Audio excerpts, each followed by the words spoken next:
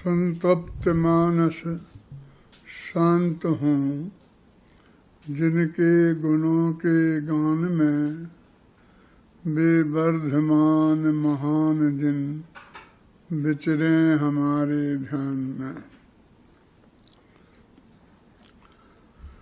दशलक्षण महापर्व का आज 6वां दिन है। उत्तम संयम धर्म की चर्चा आज करनी है, जिसके बारे में पूजनकार लिखते हैं कि जिस बिना नहीं जिन राज सीझें, तू रुलो जग कीच में, एक घड़ी मत बिसरो करो, यह आयु जम मुख बीच में। संयम बिन घड़ी एक न जाई, कि संयम के बिना हमारे जीवन की एक घड़ी भी बर्बाद नहीं होनी चाहिए। अधिक क्या कहें, जिस बिना नहीं जिन राज सीझें, जिसके बिना तीर्थंकर देव भी, जिनेंद्र भगवान भी संसार से पार नहीं होते, सिद्ध नहीं होते, सीझते नहीं हैं, है ना। दाल चावल सीझ गए कि नहीं सीझे, सिद्ध होना, जो आत्मा का मुक्त होना, उसको सिद्ध होना बोलते हैं, वो सीझना बोलते हैं। तो कहते जिस बिना नहीं जिन राज सीझें, जिसके बिना जिनेंद्र भगवान की भी सिद्ध दशा को प्राप्त नहीं होते। और तू रुलो जग कीच में, तू माने क्या है कि तू माने तू माने भी हमें बताना पड़ेगा। ये तू माने यहाँ पर तू नहीं है, तू माने मैं है, ऐसा कहीं होता है? तू माने मैं कैसे होगा? कभी अपने आत्मा को संबोधित करता हुआ कह रहा है कि हे आत्मन, जिस बिना तू रुला जग कीच में, अपने आत्मा से कह रहा वो कभी, वो दुनिया को उपदेश नहीं दे रहा है। तो यहाँ तू माने मैं, और तू माने मैं क्या, तेरी भी तो यही हालत है। तो तू माने तू भी, तू माने मैं भी, तू माने ए भी, तू माने ए भी, तू माने हम सब। हम इसको इतना लंबा सकते हैं कि जिस बिना नहीं जिन राज सीझें, मैं रुलो जग कीच में, तू रुलो जग कीच में, ए रुले जग कीच में, ए सब रुली जग कीच में, हम सब रुले जग कीच में। ऐसे संयम को एक घड़ी मत बिसरो करो, एक घड़ी के लिए भी नहीं भूलना चाहिए। माने हमेशा इसको ध्यान में रखना चाहिए और इस जीवन को धारण में जिसे करना चाहिए। इसकी इतनी आवश्यकता महसूस करते हो आचार्य देव। वो संयम कैसा होगा जिसके बिना एक घड़ी भी नहीं जानी चाहिए। और कहते हैं ना कि जिसके बिना देवता भी तरसते हैं, क्योंकि देव गति में संयम होता नहीं। स्वर्ग नरक पशु गति में नाही, आलस हरण करन सुख ठाई, है ना। स्वर्गों में भी नहीं है, हो नहीं सकता है, नरकों में नहीं है, और पशु गति में भी सकल संयम नहीं है। और देश संयम है तो बहुत लाखों करोड़ों में एक आध के होगा। उतनी अनुकूलताएं उस गति में नहीं है इस संयम को धारण करने की। तो स्वर्ग नरक पशु गति में नाही, आलस हरण करन सुख ठाई। ये प्रमाद का हरण करने वाला, ये आलस माने हमारा तुम्हारा आलस नहीं, जो ये 25 कसायों रूप प्रमाद होता है। प्रमाद के होते हैं ना, 15 भेद होते हैं ना, 4 कसाएं, 4 इंद्रियों की अधीनता, 5 इंद्रियों की अधीनता, 4 विकथाएं, निद्रा और स्नेह, इन 15 चीजों के मिक्सचर का नाम प्रमाद है ना। तो कहते हैं कि स्वर्ग नरक पशु गति में नाही, आलस हरण करन सुख ठाई। तो वो कहते हैं कि वो क्या है वो संयम आखिरकार, जिसके लिए देवता तरसते हों। वो संयम 2 रोटियां छोड़ देने का नाम नहीं होगा एक दिन के लिए। वो थोड़े इस बाह्य क्रियाकांड का तुम्हारे वृत्तोपवास का नाम नहीं होगा, क्योंकि यदि इसका नाम संयम होता तो देवता इसके लिए क्यों तरसते। वो तो आराम से कहते हैं, उनके तो खाते ही नहीं है वे कुछ। तो जब उन्हें भूख लगती है तो गले में से ही अमृत झड़ जाता है। सरबार सिद्धि के अहमद हैं तो 33,000 वर्ष में खाने का कुछ विकल्प आता है मन में। हमें दिन में 3 बार चाहिए, और वो 33,000 वर्ष, तो उसमें भी जो विकल्प आया तो गले में से ही अमृत झड़ जाता है और उनकी भूख तृप्त हो जाती है। ऐसा नहीं कि 50 तरह की चीजें खाएं तब जाके हमारी भूख तृप्त हो और ना हो। तो ऐसे देवता उस संयम के लिए क्यों तरसते।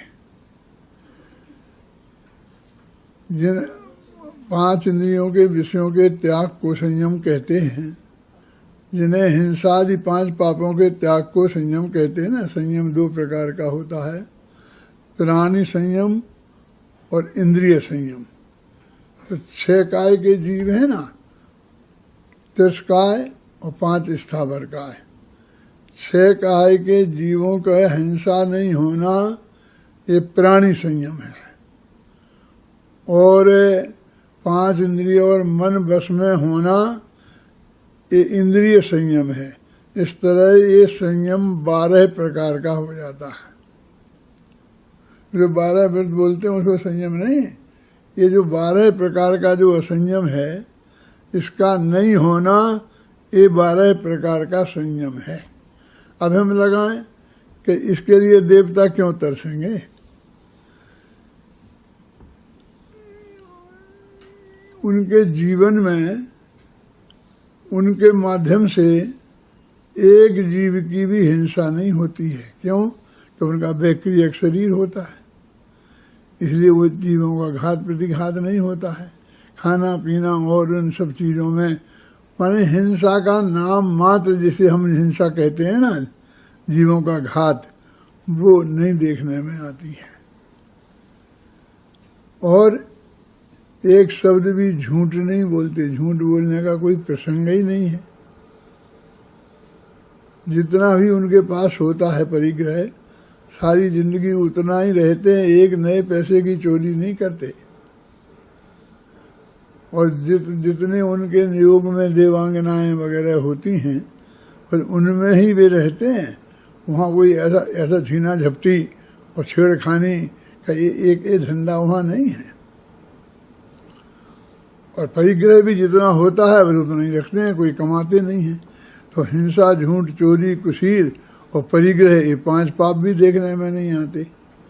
और 5 इंद्रियों के विषयों की अधीनता, जैसे अभी बताई थी कि परे अप्रविचारा, सोल में स्वर्ग के ऊपर तो प्रविचार है ही नहीं। स्पर्श इंद्रिय के विषय का सेवन, जैसे हम जगत वाले जीव विषय का सेवन कहते हैं, वो चीज़ है ही नहीं। और यहाँ भी दो स्वर्गों तक है मनुष्यों जैसा, फिर विचार, फिर बाद में शेष, स्पर्श, शब्द। बस शब्द सुना और उनकी तृप्ति हो जाती है। मन में विकल्प आया और तृप्ति हो जाती है। तो ऐसा स्पर्शन इंद्रिय विषय के का अभाव है। रसना इंद्रिय के विषय की बात, ऐसा दिन में 3 दफे खाने की बात नहीं है।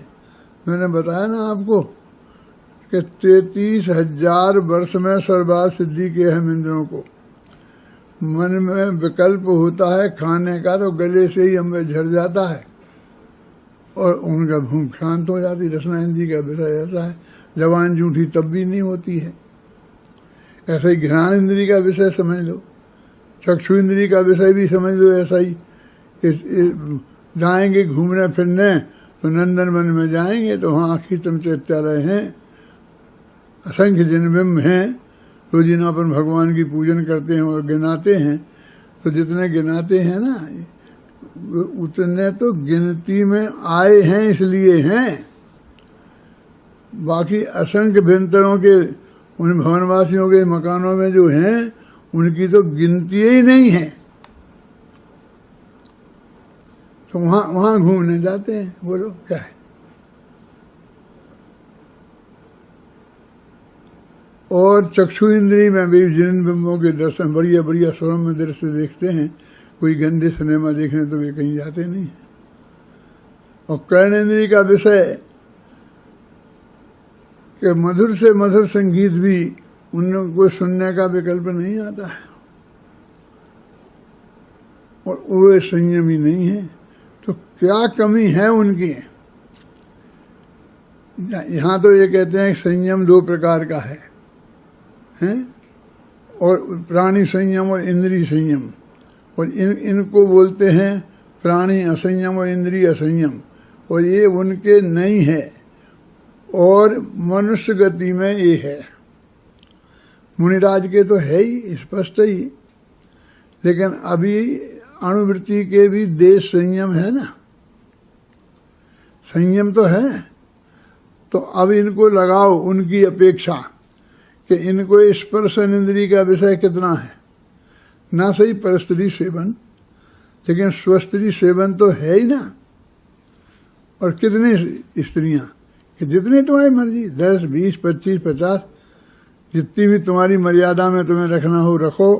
हो अनुवृत्त लेता है कोई यदि गृहस्थ है तो जिसके उसके मानो 10 रानियां 10 पत्नियां हैं तो ऐसा थोड़ी रख सकता है तो 5 छोड़ी और 5 रखी। या तो 10 ही छोड़े या 10 ही रखे। तो इससे ज़्यादा अब मैं शादी नहीं करूँगा, और करूँगा तो ऐसा लेता है कि अभी 5 तो हैं और करूँगा तो 5 और करूँगा, उससे ज़्यादा नहीं करूँगा। तो ऐसा 5 हैं और 5 और करे, ऐसा कर ले, फिर भी वो उसके संयम है। और इनके परे अपर विचारा ऐसी पोजीशन है, फिर भी संयम नहीं है। रसना इंद्रिय का विषय बोला ना कि जवान में जूठी नहीं होती है और वो निकल जाता है। ऐसे ही घ्राण इंद्रिय का, चक्षु इंद्रिय का, कर्ण इंद्रिय के विषय भी उनके नहीं हैं और इस मनुष्य के तो हैं। आप समझिए कि चलो दूसरी प्रतिमाधारी है, संयमधारी है, लेकिन स्वस्त्री है, स्वस्त्री का सेवन है और शुद्ध सात्विक जो पदार्थ हैं जो अभक्ष नहीं हैं और उनका दिन में तो खाता है कि नहीं। ऐसा थोड़ी है कि अशुद्ध पदार्थ ही स्वादिष्ट होते हैं। जो बिल्कुल शुद्ध 8 पहरे घी का और बिल्कुल बादाम का हलवा बना है समझे ना, दिन में बना है तो बिल्कुल परम पवित्र है ना। मुनिराज भी उसको खा सकते हैं ना आराम से 8 पहरे घी का, तो वो के स्वादिष्ट नहीं होता है। माने 5 इंद्रियों रसना इंद्रिय का विषय अकेले अभक्ष पदार्थों में ही होता है ऐसा नहीं है। भक्ष्य पदार्थ में भी असंख्य पदार्थ ऐसे हैं जो बहुत हैं। और फिर तो ये तो व्यक्ति की बात है, किसी को कोई चीज़ अच्छी लगती है, किसी को करेला ही अच्छा लगता है तो करेला ही उसके लिए तो स्वादिष्ट है। तो रसना इंद्रिय का विषय भी उसको है। घ्राण इंद्रिय का विषय ना सही वो इत्र फुलेल का उपयोग करता होगा, लेकिन जो चंदन है, भगवान को चंदन घिस के चढ़ाता है, मंदिर में चावल वगैरह रंगता है, तो उसकी गंध तो आती होगी ना, वो तो उन्हें उसे अनुकूल लगती ही होगी ना। घ्राण इंद्री का विषय भी है, चक्षु इंद्री का विषय है। ना सही कोई गंदे गंदे सिनेमा वगैरह देखने जाता होगा, लेकिन भगवान के पंच कल्याणक तो देखने जाता है। वहाँ क्या देखने के बढ़िया दृश्य नहीं होते हैं, एक से एक बढ़िया दृश्य होते हैं। और कर्ण इंद्रिय के विषय ना गंदे गंदे गाना नहीं सुनता होगा, लेकिन आध्यात्मिक भजन और सुमधुर कंठ में तो सुनता होगा ना।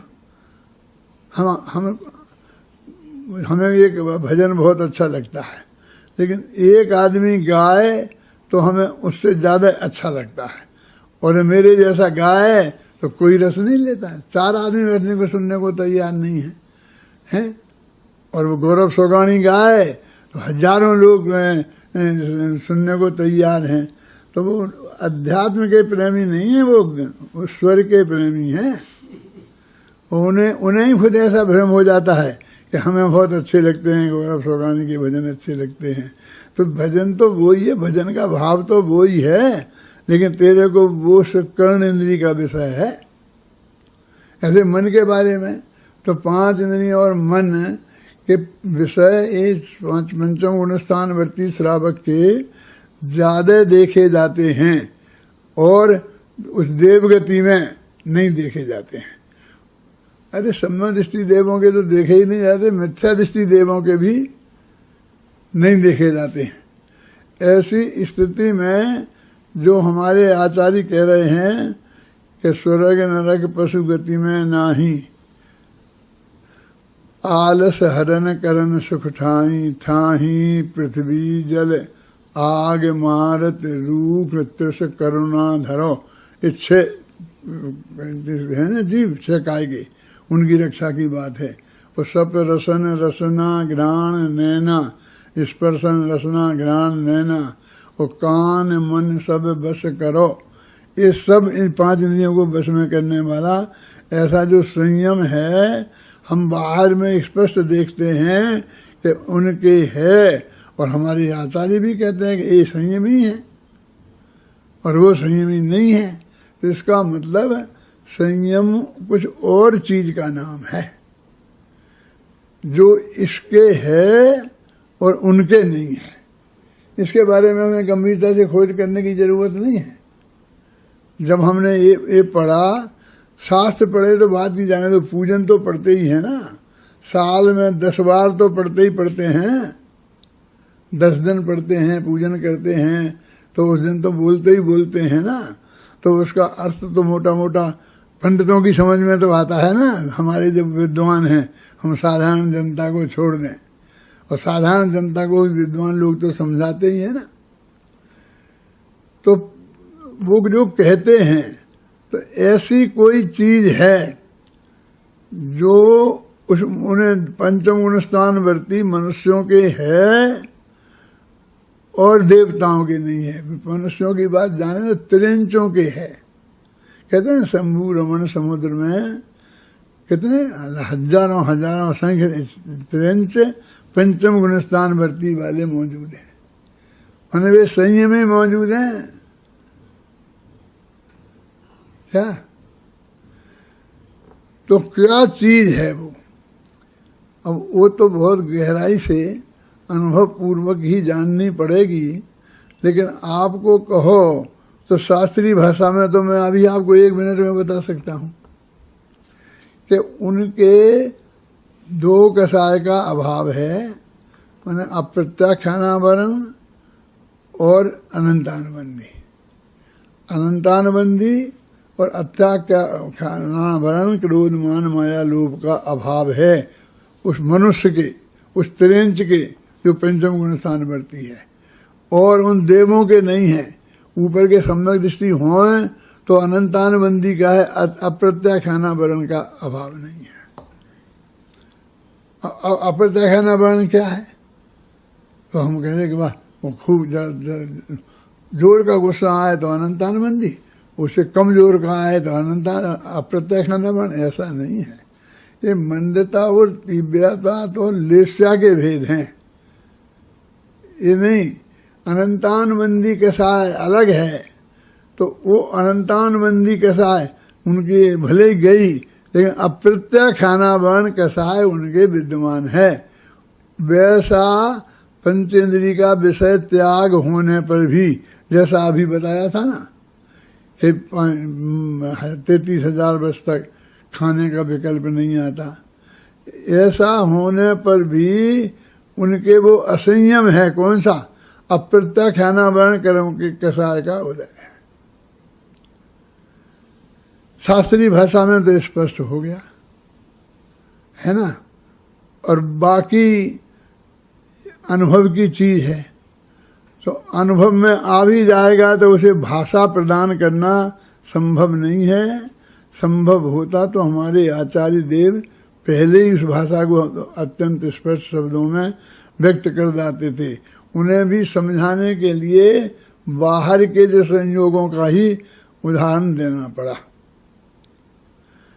अब हमारे लिए समझाने की समस्या इतनी है, देवगति की तो अभी देवों को तो किसने देखा है, लेकिन हमारे जो हमें चक्रवर्तियों के पढ़ते हैं ना, तो वो ही हमारे गले नहीं उतरता है।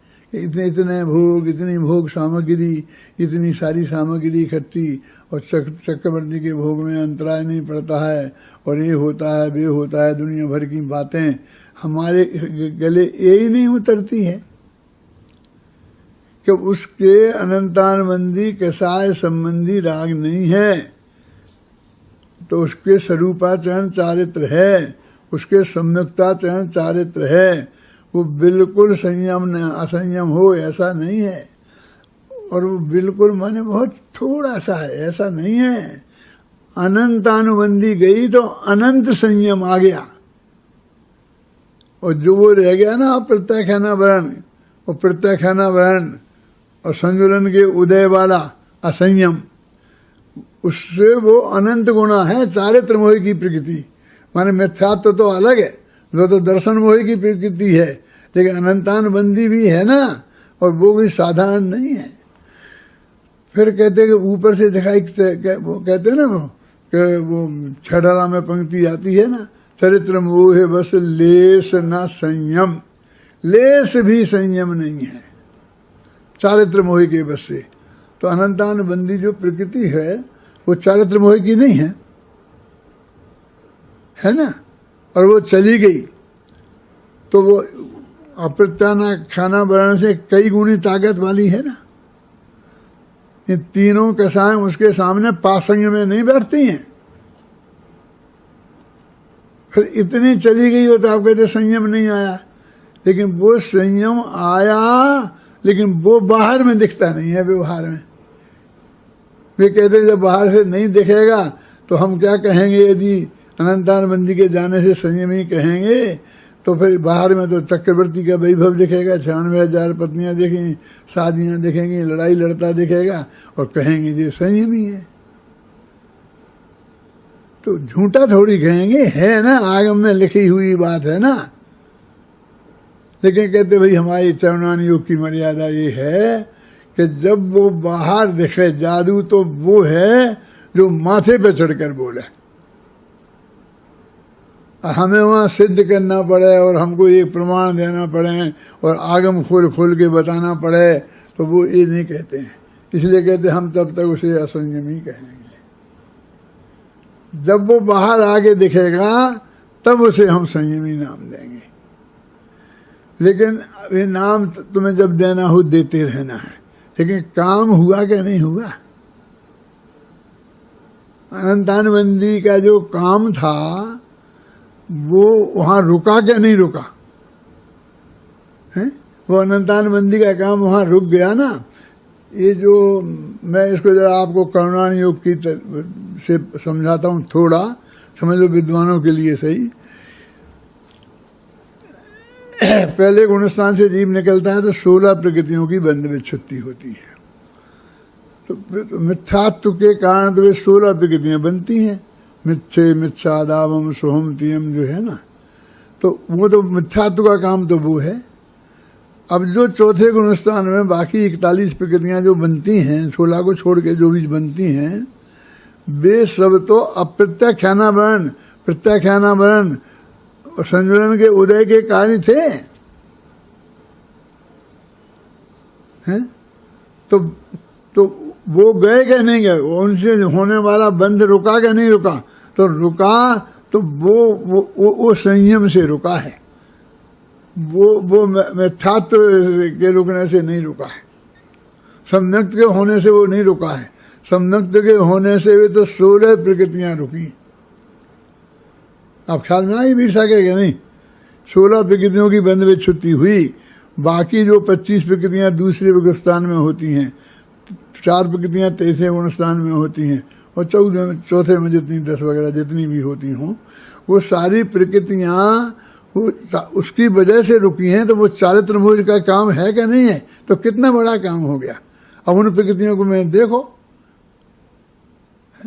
अरे जैसे अनंतानबंदी के उदय में अनंतानबंदी बनती है, तो अप्रत्याख्यान बन के उदय से अप्रत्याख्यान बनती होगी, तो अप्रत्याख्यान तो रुकी होगी ना। जो भी तुम 25 के मुझे नाम अभी याद नहीं है, नहीं मैं आपको गिना देता है ना, कोई कर्णान योग वाले से पूछ लेना।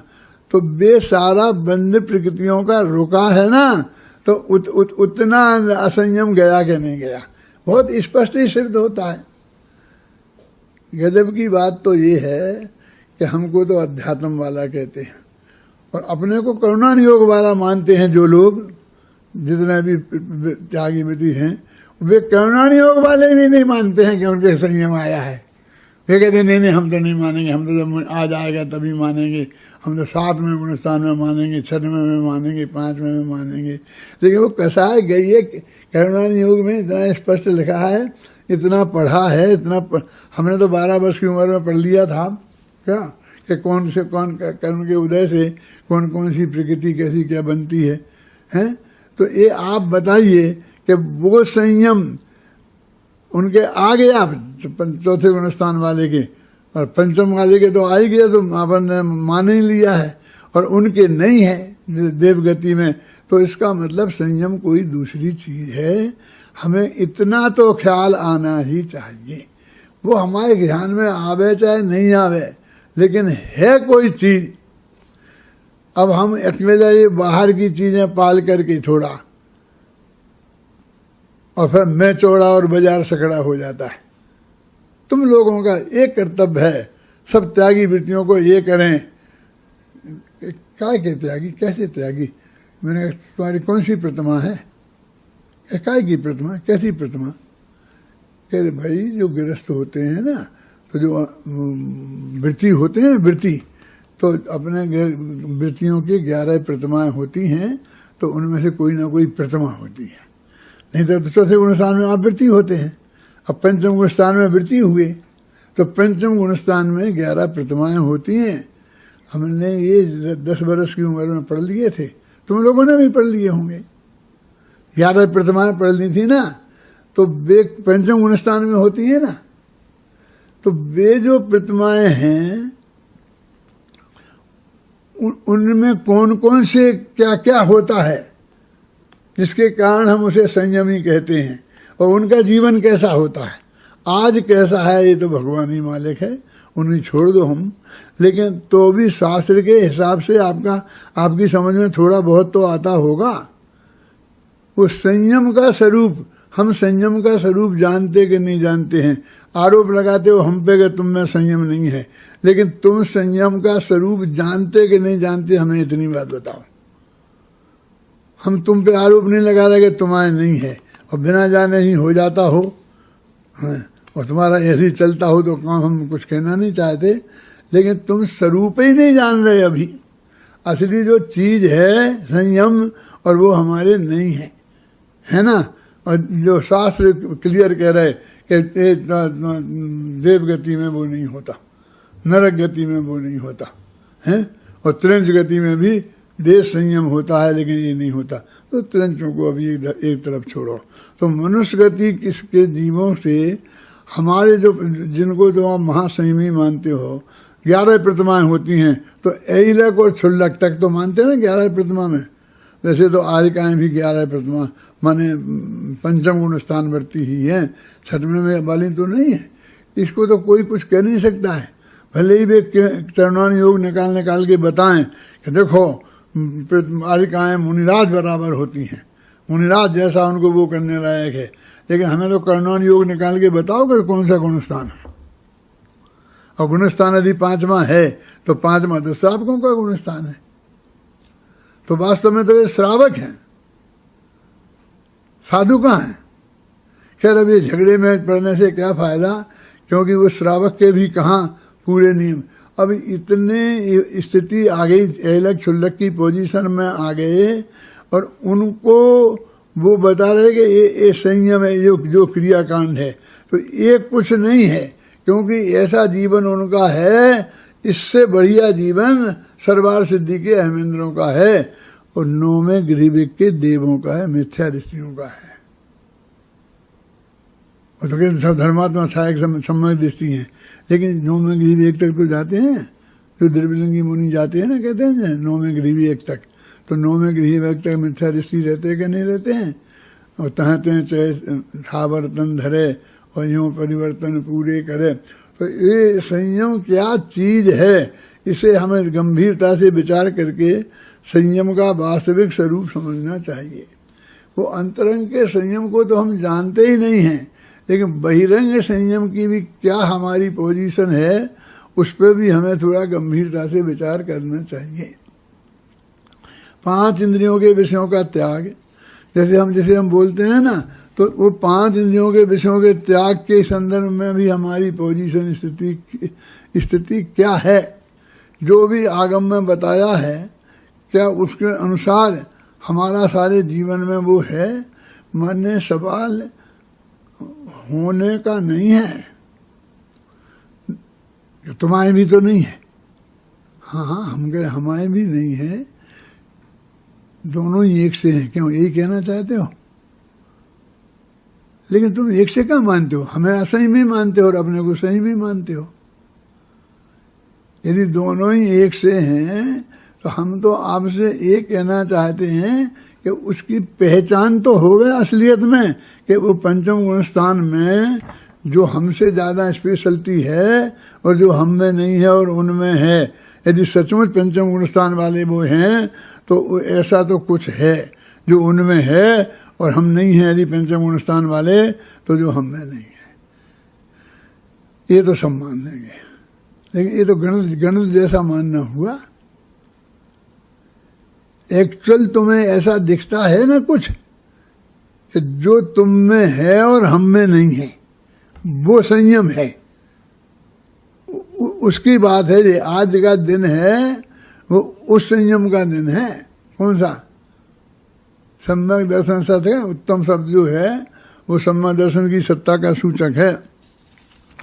देखो ना, तो उत्तम दर्शन सम्यक दर्शन की सत्ता का सूचक है, तो सम्यक दृष्टि का जो संयम है वो शत्रु है।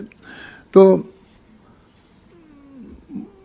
उसकी पहचान बिना अनंतान अप्रता खाना बन कसा जाए तो हमारे में कैसी परिस्थिति होनी चाहिए पंचम गुण स्थान में अंतरंग की है, उसका हमें विचार होना चाहिए। ये सच्ची घटना बताता हूँ मैं, बहुत पुरानी है। कितनी पुरानी है? इतनी पुरानी है कि जब मुझे क्रमबद्ध पर्याय का भी ज्ञान नहीं हुआ था, जब मेरी 21 वर्ष की उम्र की बात है। बमीना में हम दुकान करते थे, और जो हमने किताब में लिखा है ना कि कैसे हमें क्रमबद्ध पर्याय का ज्ञान हुआ, वो घटना नहीं घटी थी, उसके पहले की बात है। तो प्रवचन तो हम करते ही थे मंदिर में, तो सब अच्छे थे, विद्वान थे, और हमारी अच्छी विद्वान प्रतिष्ठा थी। तो एक भाई जो मंदिर के सबसे हेड थे, और जब हम नहीं होते थे, जब हम नहीं थे तब वो ही प्रवचन करते थे। और मालूम कैसे प्रवचन करते थे? शाम को चाहे भयंकर सर्दी हो, आके मंदिर में नहाओ, नहाकर जैसे पूजा के लिए धोती दुपट्टा पहनते हो ना, ऐसा धोती दुपट्टा पहनो, फिर वो दुपट्टा को ऐसा लगाओ, माथा ढको, और हस्तलिखित शास्त्र ऐसे रखो और एक एक उठा करके पढ़ो, ऐसे पढ़ना पड़ रहा था वो। उसका हमारे पहले वो प्रवचन ऐसे करते थे। तो हम पंडित होते तो हमें भी प्रवचन करने के लिए कहा तो नहाओ। नहा के वे कपड़े पहनकर शुद्ध, फिर वैसे बैठ के हमने प्रवचन किए। तुम लोगों से छोटी उम्र में, तुम तो 25 वर्ष के तो हो गए हो ना, कितने वर्ष के हो? 23 के हो ना, तो हम लोग 21 के थे, तुमसे छोटे थे। तब हमने ऐसे प्रवचन किए मंदिर में। तो उनके जो छोटे भाई थे पंडित जी के, उन पंडित जी कहते थे उनको, और वे समाज के अध्यक्ष थे, सबसे मतलब प्रतिष्ठित थे, पैसे वाले थे। तो उनके छोटे भाई थे, उनका नाम बालचंद जी था। तो वो मेरे पास आए, बेचारे भोले भाले सीधे सच्चे दुबले पतले, और आए कि पंडित जी आपसे मैं एक बात जानना चाहता हूँ। बोलो साहब। कि मेरे 3 प्रतिमाएं हैं, अब मैं चौथी प्रतिमा लेना चाहता हूँ, लेकिन मेरी दिक्कत ये है कि मैं पुरुष 2 उपवास नहीं कर सकता। मैंने सप्तमी का एकासन, अष्टमी का उपवास और नवमी का एकासन, माने 48 घंटे का उपवास हो। मैं 48 घंटे भूखे नहीं रह सकता हूँ, क्योंकि वो उस वक्त एसिडिटी तो कोई नाम नहीं जानता था, क्योंकि मुझे कड्डाई पड़ती है। अब कड्डाई समझ तो भूल गए, जानते हो तुम कड्डाई शब्द जानते हो कि नहीं जानते हो? बुंदेलखंडी तो जानते होंगे ना, कड्डाई पड़ती है। इसलिए मैं आपसे ये चाहता हूँ कि मुझे वो 48 घंटे का उपवास नहीं करना पड़े और मेरी चौथी प्रतिमा हो जाए। ये सुविधा मुझे आप दे दो। मैं चौथी प्रतिमा मुझे दे दो, ख्याल में आई ना, और मुझे वो नहीं करना पड़े। वो समाज के प्रतिष्ठित आदमी थे, अध्यक्ष के भाई थे, प्रवचनकार पंडित के वो भाई थे। वो मेरी दुकान में आके मेरे से पूछा, मैंने भाई साहब से नहीं पूछा, कि उनसे तो मैं हमेशा पूछता रहता हूँ, लेकिन वे नहीं देते। वे कहते ऐसा नहीं हो सकता, इसलिए तो मैं तीसरी पे ही रुक गया। क्योंकि तीसरी तक क्या दिक्कत नहीं है क्या, कि तीसरी सामायिक प्रतिमा है, तो दूसरी में भी सामायिक तो करनी पड़ती है 3 टाइम है, 4-4 घड़ी करना पड़ती है। मुनिराजों को 6-6 घड़ी, उनको 4-4 घड़ी, और सामान्य को 2-2 घड़ी।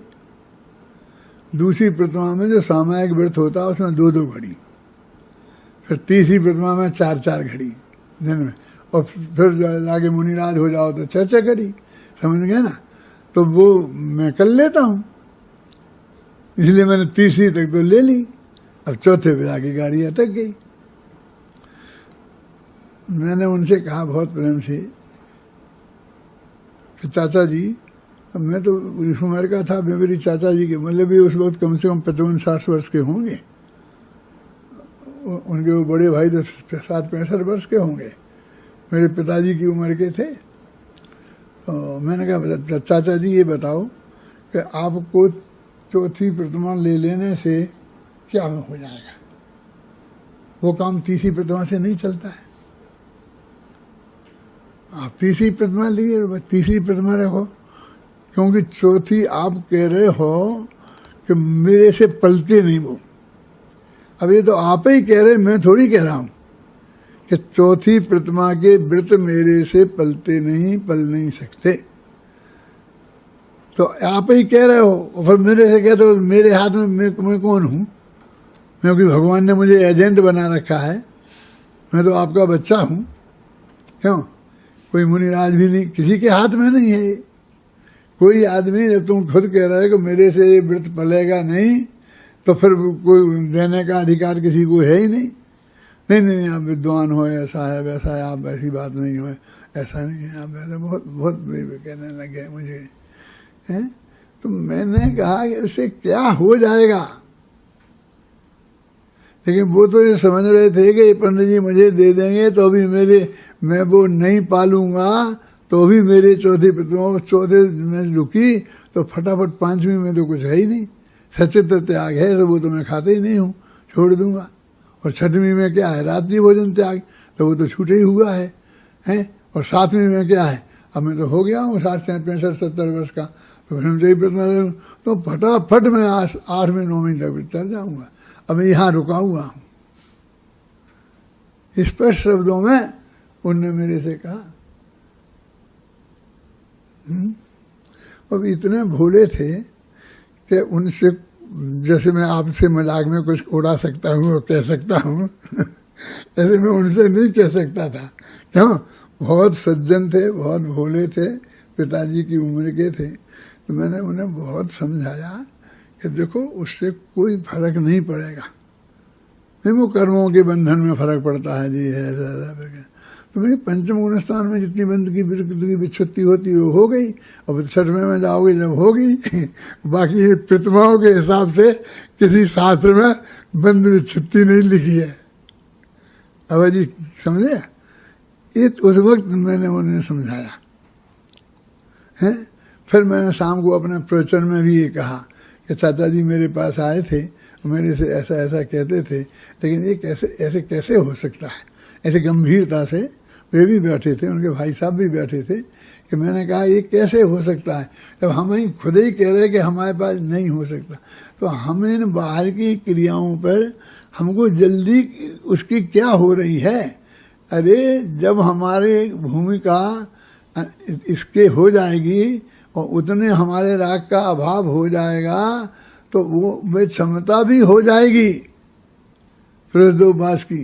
ये समस्या खड़ी नहीं होगी कि हमारे अंतरंग में परिणाम वहाँ तक पहुँच गए और फिर बहिरंग में हम ये नहीं कर सकते हैं इसलिए ये काम नहीं होगा, ऐसा नहीं है।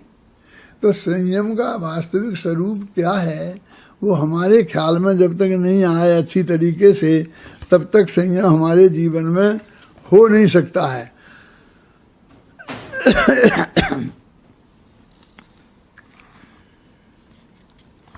वास्तव में स्थिति तो ऐसी है कि हमारा ज्ञान भी 5 इंद्रियों के अधीन है और हमारा सुख भी 5 इंद्रियों के अधीन है। इंद्रियाधीन है, इंद्रियातीत ज्ञान चाहिए हमें और इंद्रियातीत सुख चाहिए। और इनका ये नियम है कि दोनों एक साथ ही रहते हैं। ज्ञानानंद एक सिद्धांत की दृष्टि से जब चर्चा होती है तो ज्ञाता दृष्टा आत्म राम, ज्ञान और दर्शन गुण मुख्य होते हैं। जब अध्यात्म की दृष्टि से चर्चा होती है तो ज्ञानानंद, मैं ज्ञानानंद स्वभावी हूँ, ज्ञान और आनंद गुण मुख्य होते हैं। तो जब वो प्रवचनसार में आता ना अतीन्द्रिय ज्ञानाधिकार तो अतीन्द्रिय सुखाधिकार, तो जो हमारा जो अतीन्द्रिय ज्ञान नहीं है ना हमारे पंचमगुण स्थान में, तो अतीन्द्रिय सुख भी उसी अनुपात में ही होगा ना। अतीन्द्रिय सुख, तो अतीन्द्रिय सुख और अतीन्द्रिय ज्ञान दोनों की एक साथ वृद्धि होती, तो हमारा ज्ञान भी इंद्रियाधीन है। माने हम इंद्रियों से हम 2 काम लेते हैं। ये 5 जो हमारी इंद्रियां हैं, 5 इंद्रियां इस शरीर के अलावा क्या है? इस शरीर को ही मिलाकर 5 इंद्रियां हैं। सारा शरीर तो स्पर्शन इंद्रिया है ही, फिर आँख भी स्पर्शन में ही है, कान नाक सब इस शरीर के अंदर ही है ना। ये शरीर है, चाहे शरीर का हो चाहे हमारी 5 इंद्रियां का हो, मन भी उसमें शामिल है। 5 इंद्रियां और मन इनसे 2 काम करते हैं। अब आँख से लगाएं कि आँख से हम देखने का माने ज्ञान करने का काम करते हैं। ये काला है, पीला है, चौकोर है, ये हम देखने का निर्णय करते हैं ना, तो ये आँख से करते हैं। तो ये ज्ञान करते हैं और फिर इसका आनंद भी लेते हैं। जैसे रसना इंद्री से हम चखने का कि एक खट्टा है कि मीठा है, जैसे अपन कहते हैं, माँ बहन कहती हैं देखो ये दाल ठीक है, नमक ठीक तो है, तो हम उस वक्त जब दाल को मुख में डालते हैं तो उस वक्त हमारा चखने का उद्देश्य रहता है कि हाँ ठीक है, नमक ज़्यादा नहीं है, कम नहीं है। और जब हम खाना खाते हैं तब चखने का उद्देश्य नहीं रहता, तब आनंद लेने का। तो ज्ञान का काम और आनंद का काम रसना इंद्री से, स्पर्शन से, जैसे हम छू करके ठंडा है, गर्म है, मुलायम है, कठोर है, ऐसा ज्ञान करते हैं और ठंडे गर्म का, मुलायम कठोर का आनंद भी लेते हैं। तो इंद्रियों का ज्ञान के माध्यम, ज्ञान भी करते हैं इंद्रियों के माध्यम से और आनंद भी लेते हैं। 5 इंद्रियों पर घटित कर लेना ऐसा है ना। तो हमारा ज्ञान भी इंद्रियाधीन है और हमारा आनंद भी इंद्रियाधीन है, समझ गए ना। तो ज्यों ज्यों हमारा 5 इंद्रियों का अधीन जो हमारा जो सुख है ना, उस सुख में जो अप्रत्यक्ष अनावरण कषाय जाएगी तो उससे जो बढ़ेगा तो वहाँ ज्ञान भी बढ़ेगा और सुख भी बढ़ेगा, अतीन्द्रिय आनंद आएगा जिसे अपन कहते हैं। तो अतीन्द्रिय आनंद अकेले केवल ज्ञान को बोलते हैं, वो तो स्पष्ट तो वो ही है, इसलिए उसी को कहेंगे। लेकिन जितना हमारा ज्ञान अतीन्द्रिय होता जाता है उतना आनंद भी अतीन्द्रिय होता जाता है। उसको शास्त्र में ऐसा स्पष्ट उल्लेख नहीं है, लेकिन चौथे गुणस्थान में अतीन्द्रिय ज्ञान माने आत्मा को जानने वाला ज्ञान प्रकट होता है तो सुख भी प्रकट होता है। तो हमारे लिए इंद्रिय ज्ञान, इंद्रिय सुख की हम कितनी ही निंदा करें, कोई उसकी पक्ष नहीं लेगा कि आप निंदा क्यों करते हो, है ना। जैसे पाकिस्तान को हम कितनी भी गालियां दें कोई कुछ नहीं कहेगा, लेकिन हिंदुस्तान का एक हिस्सा है उसको जरा कह के देखो, जरा बोलो गुजराती तो ऐसे ही होते हैं, गुजराती के यहाँ भोजन होगा तो उस दिन तुम्हारी परीक्षा हो जाएगी कि आप क्या कहते, आप क्या कह रहे थे पंडित जी, आप क्या समझते हो गुजरातियों को, गुजरातियों को आप जानते क्या हो, हैं। लेकिन पाकिस्तान की आप कितनी भी निंदा करना कोई कुछ नहीं कहेगा। ऐसे ही मिथ्यात्व को, उनको असंयम की कितनी भी निंदा करना, समझे ना। लेकिन इंद्रिय ज्ञान की भी आप निंदा करोगे तो लोग नहीं पसंद करेंगे। अब वो इंद्रिय सुख के साथ, इंद्रिय सुख ही के तो त्याग की बात करते हैं आचार्य, जो हमारे लिए कहते हैं कि इंद्रिय सुख भी सुख नहीं है, इंद्रिय ज्ञान भी ज्ञान नहीं है, तो दोनों की 5 इंद्रियों की अधीनता एक है। अब हम इंद्रियां तो रखना चाहते हैं, तो इंद्रियां रखेंगे तो उसके द्वारा जो हम ज्ञान भी करेंगे और उसका आनंद भी लेंगे, दोनों एक साथ छूटते हैं। अब इंद्रिय सुख की हम कितनी भी निंदा करें, लेकिन इंद्रिय ज्ञान के बारे में नहीं बोल सकते हैं। अभी तो गुरुदेव के प्रताप से बहुत बात होने लग गई, लेकिन पहले नहीं था। तो अब ये कहते हैं कि इंद्रिय ज्ञान और इंद्रिय सुख, जैसे हम इंद्रिय सुख के बारे में कुछ जितना भी निंदा करें कि बुरी चीज़ है, उससे पाप बंद होता है, ये होता है, वो होता है, तो कोई कुछ नहीं कहेगा। लेकिन इंद्रिय ज्ञान के बारे में बोलते ही एकदम सामने 10 आदमी खड़े हो जाएंगे। तो हम भी धीरे धीरे इसी रास्ते पे हो गए कि काय को झंझट में पड़ना, हमें काय को छेड़ना इसमें। अगर शांति से हमारे दिन निकल जाते हैं 10 और कोई माथा पच्ची नहीं होती है तो हम नहीं करें। बस धीरे धीरे वो विषय इंद्रिय ज्ञान की जो निरर्थकता है, जिसे इंद्रियों को जीतने का काम जिसे अपन कहते हैं, जितेंद्रिय जिन जिसके माध्यम में, तो वो चर्चा ही में से गायब हो जाता है, क्योंकि उसकी चर्चा आफत मानी जाने लग गई। ये तो पूज्य गुरुदेव श्री की महिमा है कि उन्होंने कैसे लोगों के बीच में और कितने डंके की चोट और लगातार वर्षों तक उस बात को कहते रहे, और उनके लगातार कहते रहने से देश में एक ऐसा वातावरण बन गया, एक ऐसा श्रोता वर्ग बन गया कि आज हम भी उसके बारे में बात कर सकते हैं। तो हमारा ज्ञान भी इंद्रियाधीन और हमारा सुख भी इंद्रियाधीन।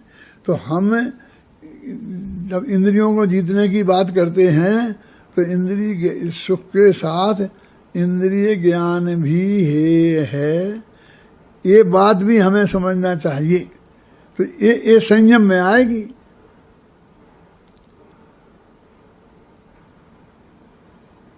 तो लेकिन मैंने बोला ना कि हमारा ज्ञान भी इंद्रियाधीन और हमारा सुख भी इंद्रियाधीन। तो इंद्रियों के का ऐसा भेद विज्ञान हम कर ही नहीं पाते हैं।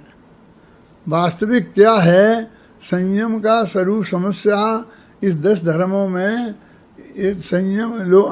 लोग शाम को एक बात आपको आरोप लगाते मिलेंगे, भैया बातें सब करते हैं, धारण कोई नहीं करता है। क्या कहते हैं? बातें सब करते हैं, धारण कोई नहीं करता है। और हमारा क्या कहना है कि ये सब कहते हैं, लेकिन हमसे पूछते हैं कि क्या धारण नहीं करता। तो ये तो बताओ, तुम जिस बात को धारण करना बोलते हो वो तो है, वो तो धारण किए हुए हैं। जो अंदर में जो संयम है, संयम भाव है, अप्रत्यक्ष वर्ण कसाय के अभाव में जो परिणति होनी चाहिए, जो परिणति है वो नहीं होती। वो चक्रवर्ती के जीवन में वो अप्रत्यक्ष वर्ण कसाय के उदय में होने वाले कार्य होते हैं, वो नहीं छूटते हैं। और हमारे तो पुण्य पाप के उदय से, पुण्य की कमी से सब छूटे ही हुए हैं। परिग्रह में से हम तो साफ ही वैसे ही हैं। क्या है उसमें लिखा है? स्वभाव से दरिद्र परिग्रह से रहित जीव तो इस जगत में बहुत हैं। क्या है? एक सच्ची घटना है। मैं पर्यूषण में बम्बई गया था। ये तब की बात है कि जब मैं जयपुर नहीं आया था, अशोकनगर से गया था। तो मैं ये सब बातें उस वक्त कहता था। एक किताब नहीं लिखी थी वीर सागर, लेकिन ये मेरे उस वक्त के प्रवचन हैं। ये इसमें जो लिखे हैं, इसमें 75% उस वक्त के हैं। तो मैं ऐसा सुना था, ये आत्मा एक ऐसा सेठ हो गया है। क्या उदाहरण वहाँ देता था। तो वहाँ एक चंपालाल जी थे जो साहू जी के यहाँ मैनेजर थे बड़े। अभी होंगे, अब तो नहीं होंगे शायद। तो वो उसके उनके हेड मुनि जैसे बोलते थे ना, बहुत बड़े मैनेजर थे। तो वे ऑफिस में जाया करते थे और फिर वो मंदिर का काम वो संभालते थे। फिर एक उनके असिस्टेंट थे बसंत लाल, तो वो संभालते। चंपालाल गांधी, तो चंपालाल गांधी वो ऑफिस में जाते थे।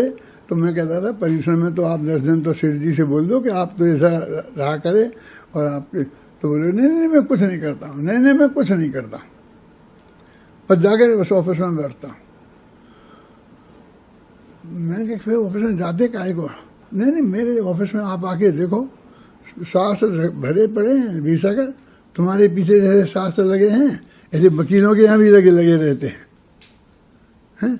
अब ये एक फैशन भी हो गया है। एक उठा के जैसे वकील कभी खोल के नहीं देखते ना, कभी कोई केस आवे तो एक आध किताब खोल के देखें और नहीं देखें, लेकिन सब ऐसे रहते थे।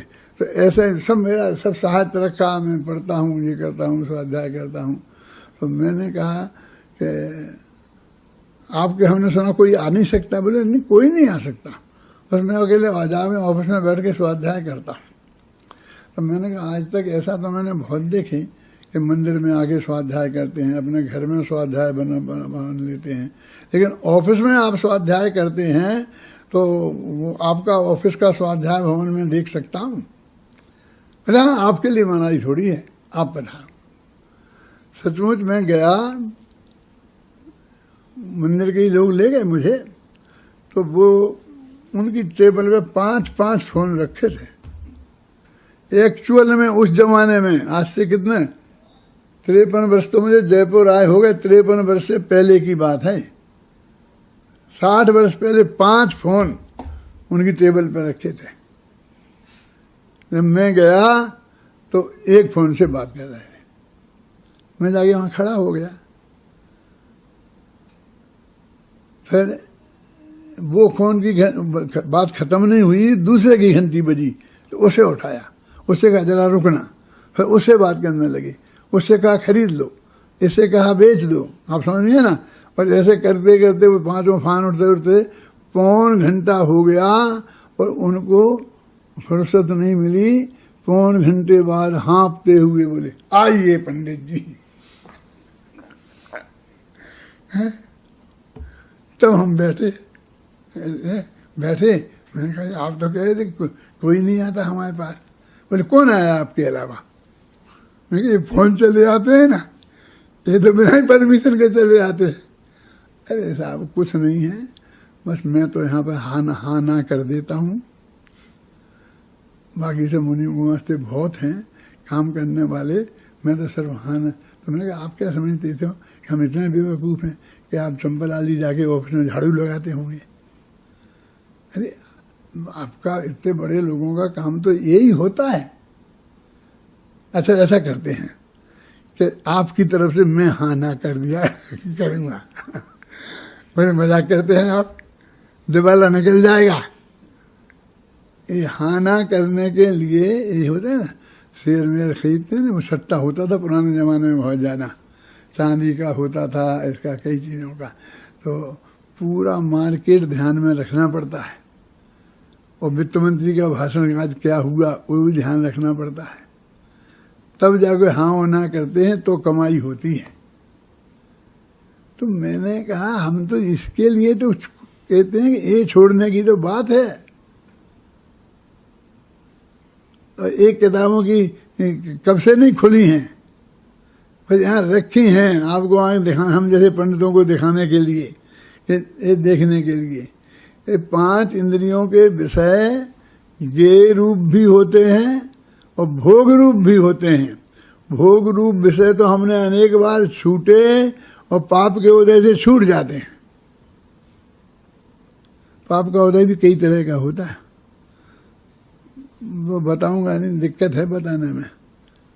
क्यों?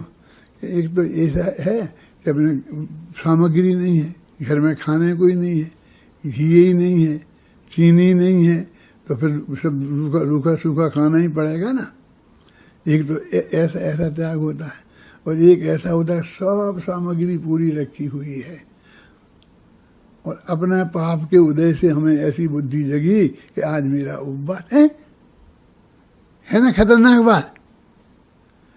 माने भोग सामग्री सामने मौजूद हो और फिर हम उसे नहीं भोगें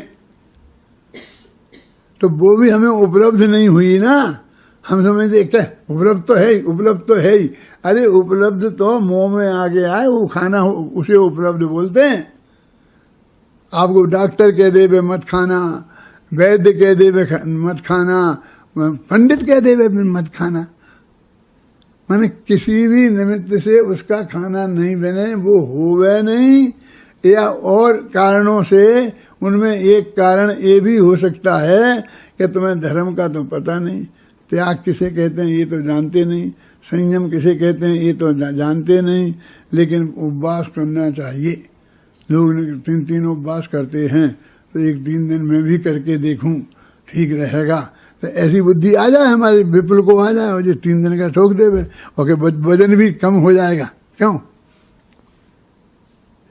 वजन भी कम हो जाएगा, और उपवास कर दे तो मैं कहूँगा कि पाप का उदय आ गया तो नहीं खा रहा है। तो तुम कहे क्या बात करते हो, ये धर्म को पाप का उदय कहते हो तुम? हाँ 90% ऐसा ही होता है, क्योंकि वो जो त्याग जहाँ होता है भाई जी, उस त्याग के लिए जितनी अंदर की शुद्धि की चाहिए वो तो है ही नहीं ना। तो वैसे ही हुआ ना, बता मुझे, कोई किसी भी विकल्प से हुआ, धर्म के ही विकल्प से हुआ है? लेकिन वो नहीं है ना। जैसे अनंता अपरता खनावन के सार का उदय का भाव होना चाहिए, मन वो नहीं होनी चाहिए, तो वो तो नहीं है, वो तो सब मौजूद है हमारे। और फिर हमने ऐसा छोड़ दिया, तो वो किसी भी कारणों से जितने जो बातें होती हैं, ये मतलब बम्बई में होते हैं ना, जुलूस निकलते हैं, फिर ये होते हैं, और 10 दिन का उपवास करके जाते हैं, और फिर भी जाके अमेरिका में शादी हो जाती है, फिर भी अमेरिका में पहुंच जाती हैं, फिर बिल्कुल अर्धनग्न अवस्था में वहाँ घूमती हैं, आराम से हमें मिलती हैं वहाँ कि पंडित जी आपने मुझे पहचाना नहीं। मैं कहा नहीं ध्यान नहीं आया। अरे मैं उनकी लड़की हूँ, मैंने भी 10 उपवास किए थे, आप पधारे थे। मैंने उसको उपवास का क्या अर्थ होता है, अंदर में कैसी परिणति होनी चाहिए, और कौन सी, जैसे शास्त्र में आता है कि उसमें, तो उस भूमिका में अंदर में तो वो तो बिल्कुल ही नहीं है, जीरो ही नहीं है ना, तो मैं क्या कहूँ उसे?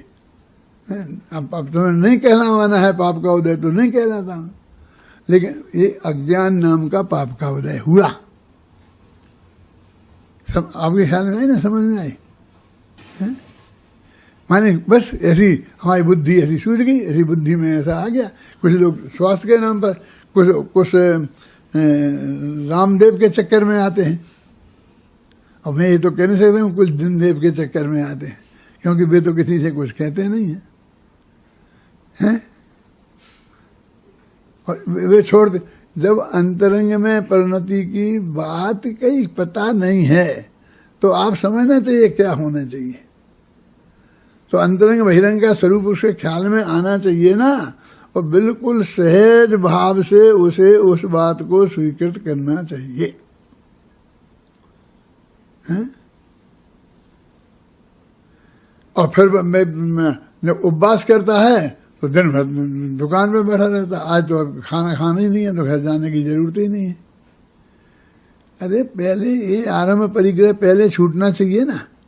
उस दिन जिस दिन तुमने उपवास किया है उस दिन तुमको ये सब पहले छोड़ना चाहिए।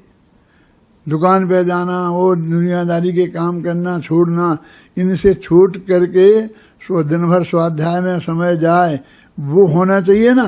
तो वो ऐसा अंतरंग त्याग का नहीं है तो बाहर के ऐसे त्याग से क्या होने वाला है।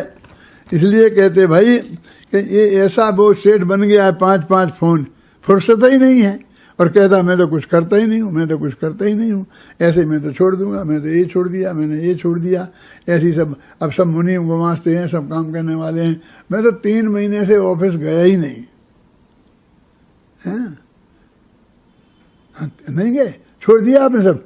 बस मुनि गुमास्ते आ जाते हैं, सुबह से आ जाते हैं, वो रिपोर्ट दे जाते हैं, फिर वो दे जाते हैं, और फिर मैं बैठाता हूँ घर पे एक कमरे में, फिर बुला लेता हूँ जिसको बुलाना होता है। वे सब दौड़ दौड़ के चले जाते हैं, वो बताते हैं और उसको थोड़ा सा मार्गदर्शन दे देता हूँ। अरे भाई यही किया जाता है, इसको ही छोड़ना है। तो हम अभी समझ ही नहीं रहे हैं कि क्या छोड़ना है, कैसे छोड़ना है, संयम क्या चीज़ है। संयम हमारे जीवन में आने के पहले संयम समझ में तो आना चाहिए। संयम आए हमारे जीवन में, इसके पहले वो संयम हमारी समझ में तो आना चाहिए। तो समझ में ही नहीं आता है तो चौथे गुणस्थान का स्वरूप, 5वें गुणस्थान, एक काम है हमें साफ स्वरूप समझ में गहराई के तुमने ईमानदारी से उसको समझने की कोशिश ही कहाँ की है। अंदर में ये विचार करने की जरूरत नहीं है। शास्त्र में ये लिखा है कि जब दूसरी प्रतिमा होती है, मोटी मोटी बता रहा हूं मैं, तो उसको अष्टमी चतुर्दशी के उपवास होता है ना। और बात मुनिराज होते हैं तो कोई नियम नहीं है, एक अष्टमी चतुर्दशी को उपवास करने की जरूरत ही नहीं है, नियम ही नहीं है। ख्याल में आया जब आए बगैर चले जाते हैं, नहीं आते। तो उनका स्वरूप ही तो हमारी समझ में नहीं आया है, तो कभी कभी 8 दिन के ठोक देता है, कभी 4 दिन के ठोक। ये तो बिल्कुल अस्वाभाविक है क्या? ये बिल्कुल अस्वाभाविक है। स्वाभाविक रूप से हमारे जीवन में वो संयम आना चाहिए। संयम आने के पहले एक वाक्य बोलता हूँ, वो संयम का स्वरूप हमारी समझ में आना चाहिए कि वास्तव में संयम का स्वरूप क्या है। जब हमारे संयम का स्वरूप समझ में आएगा तो फिर संयम बाद में जीवन में आता है। पहले समझ में आता है, फिर जीवन में आता है। सभी लोग संयम का स्वरूप समझकर अपने जीवन में संयम को लाएं। इस मंगल भावना के साथ मैं अभी की बात समाप्त करता हूँ।